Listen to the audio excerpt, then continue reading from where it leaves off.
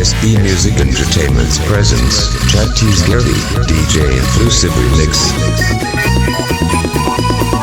DJ Day. Chhattisgarh के माटी में चमत्कार होई का, छत्तीसगढ़ के माटी में चमत्कार होई का, बालकदास तो सपना साकार होई का, गुरु अमरदास बाबा तोरे अवतार होई का। छत्तीसगढ़ के माटी में चमत्कार होई का, छत्तीसगढ़ के माटी में चमत्कार होई का, गुरु अमरदास बाबा तोरे अवतार होई का, गुरु अमरदास बाबा तोरे अवतार होई का। DJ Day.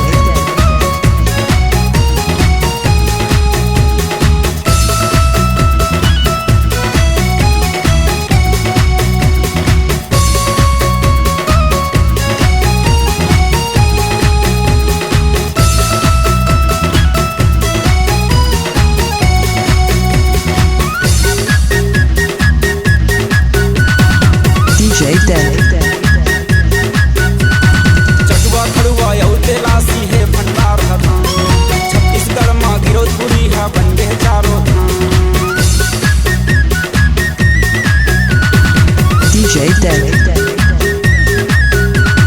छत्तीसगढ़ के 36 महिमा कत्ता करो बखान, मन हवे अमर टापू लावो हु हवे मान। अमर टापुम गुरु Amar Das,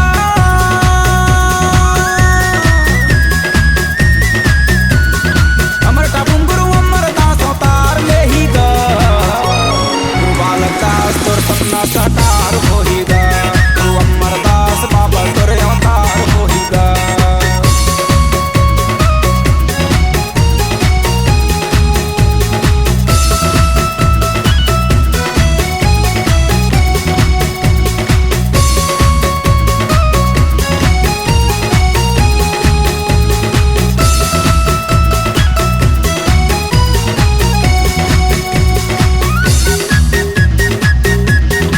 DJ Day.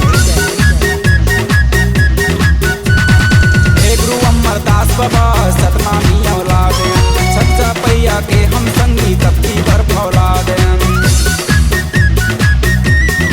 DJ Day. गुरु बालकदास छत्तीसगढ़ माँ देख ले कत्ता हाथ, मर जावे या मिट जावे छत्तीसगढ़ तुर साथ। चले नहीं पोखरो मनमानी, चले नहीं पोखरो मनमानी, चाहे वो सरकार होई गा, गुरु बालकदास तोर सपना साकार होई गा, गुरु अमरदास बाबा तोरे अवतार होई गा।